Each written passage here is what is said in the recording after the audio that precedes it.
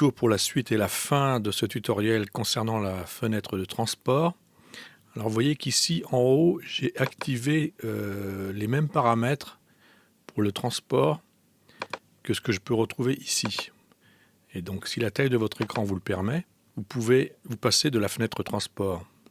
Nous allons finir d'étudier la fenêtre transport par cette partie qui concerne plus le travail sur la musique. Alors tout d'abord, le décompte, que l'on peut activer ou pas, c'est différent du pré-roll. Dans la mesure où le pré-roll, par exemple, si vous êtes en mode musical ici, si votre compteur principal est en mode musical, vous pouvez inscrire par exemple un pré-roll de 2 mesures. Et dans votre partition, la lecture commencera 2 mesures avant le curseur. Mais elle commencera au tempo qui est celui qui est actif 2 mesures avant le curseur.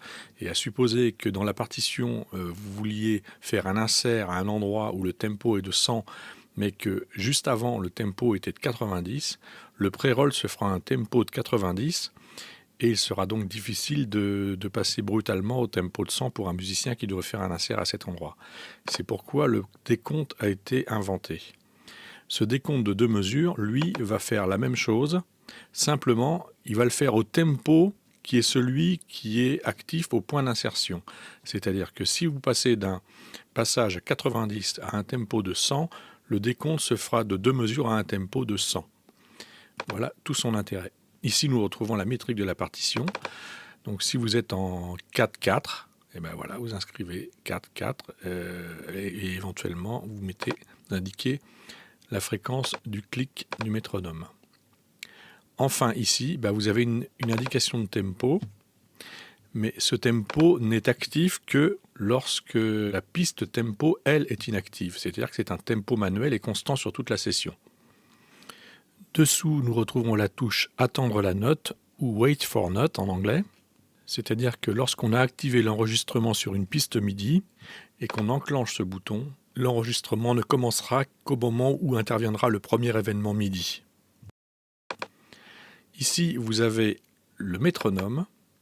Donc, si vous avez une piste clic, il n'y a qu'un moyen de créer une piste clic, c'est dans le menu Piste, créer une piste métronome. Dans ma piste métronome, ici, à piste clic, j'ai automatiquement un plugin qui nous fabrique un métronome qui est inséré. On active ce métronome ici, mais on peut aussi l'activer par la touche 7 du pavé numérique. Ici, la touche MIDI Merge. Cette touche, en fait, lorsqu'elle est active, fait que lorsque vous effectuez un enregistrement sur une piste MIDI sur laquelle il y a déjà des informations MIDI, les informations que vous rentrez vont être mélangées aux informations déjà présentes. Si vous désactivez cette touche, les informations écraseront les données déjà présentes.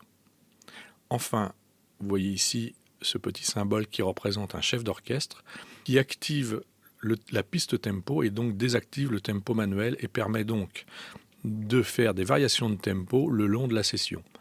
Il y aura un chapitre consacré à cette piste tempo dans pas longtemps, je l'espère. À bientôt.